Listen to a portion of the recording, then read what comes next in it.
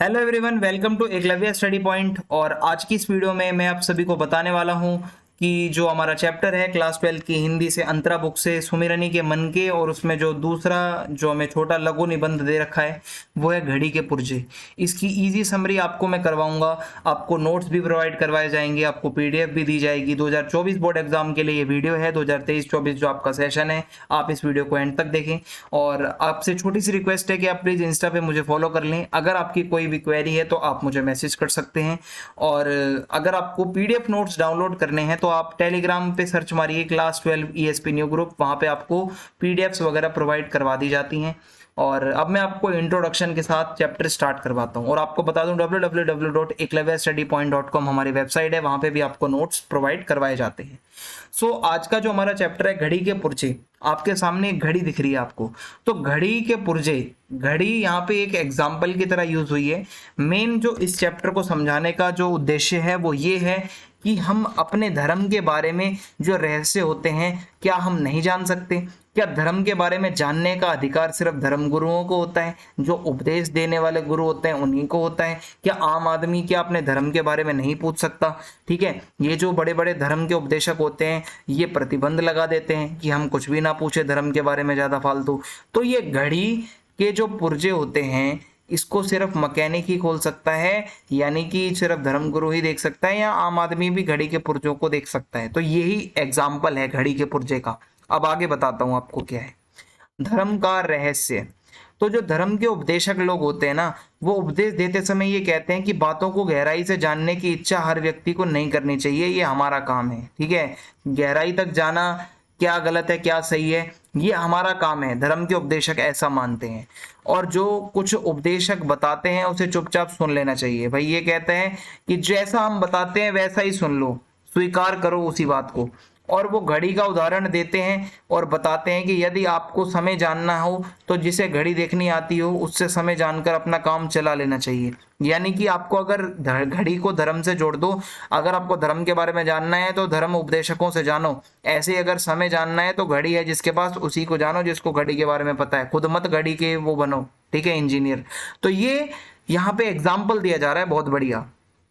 अब आप देखो, लेकिन आप इतने से संतुष्ट नहीं होते तो स्वयं घड़ी देखना सीख सकते हो।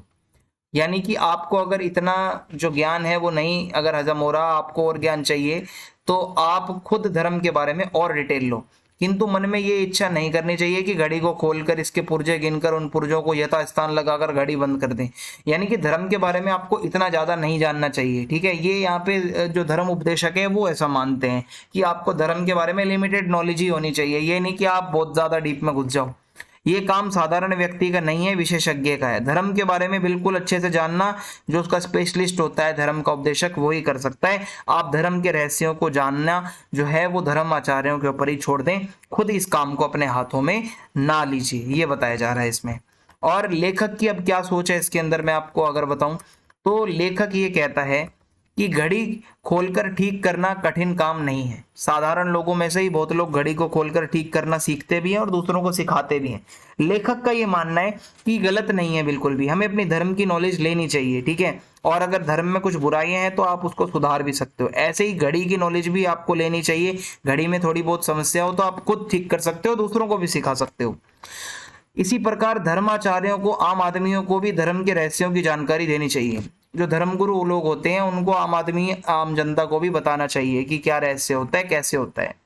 धर्म का ज्ञान प्राप्त कर लेने के बाद कोई व्यक्ति धर्म के विषय में मूर्ख नहीं बन सकता। अगर आपको रिलीजन की नॉलेज होगी ना, कोई भी साधु, महात्मा, मौलवी या कोई गुरु आपको कभी भी मूर्ख नहीं बना पाएगा, चाहे वो किसी भी धर्म का धर्म उपदेशक हो। ठीक है, आपको अगर धर्म की खुद नॉलेज है ना, आपको किसी के पास जाने की जरूरत नहीं है। तो लेखक यहाँ पे धर्माचार्यों से ये भी कहता है कि यदि वे लोगों को धर्म के बारे में शिक्षित करेंगे तो इससे ये भी पता चलता है कि स्वयं धर्माचार्यों को कितनी नॉलेज है। भाई अगर आपको खुद ही धर्म के उपदेशक को नॉलेज नहीं होगी तो वो दूसरों को क्या देगा? अगर उसके पास नॉलेज है तो उसको सबको देनी चाहिए। इससे ये भी पता चलेगा कि उसके पास खुद कितनी नॉलेज है। लेखक स्वयं को धर्म का ठेकेदार समझने वाले धर्माचार्यों पर व्यंग करता है। लेखक का जो मेन टारगेट है वो धर्माचार्य लोग हैं जो खुद को सब कुछ समझते हैं। वो लेखक कहता है सभी को सिखाओ भाई, धर्म के बारे में में जानना सभी का अधिकार होना चाहिए। ये लोग दूसरों के धर्म का रहस्य जानने से रोकते हैं क्योंकि स्वयं उन्हें धर्म की पूरी जानकारी नहीं होती। ये दूसरों को कभी भी नहीं जानने देते क्योंकि उनको, कई लोगों को खुद को ही नहीं धर्म के बारे में सही से पता होता। ठीक है, तो इस तरीके से ये भी छोटा सा एक लघु निबंध ही था जो कि आपको समझ में आ गया होगा। घड़ी के पुर्जे क्यों इसका नाम दिया गया है, छोटा सा था ये चैप्टर, ज्यादा बड़ा नहीं था।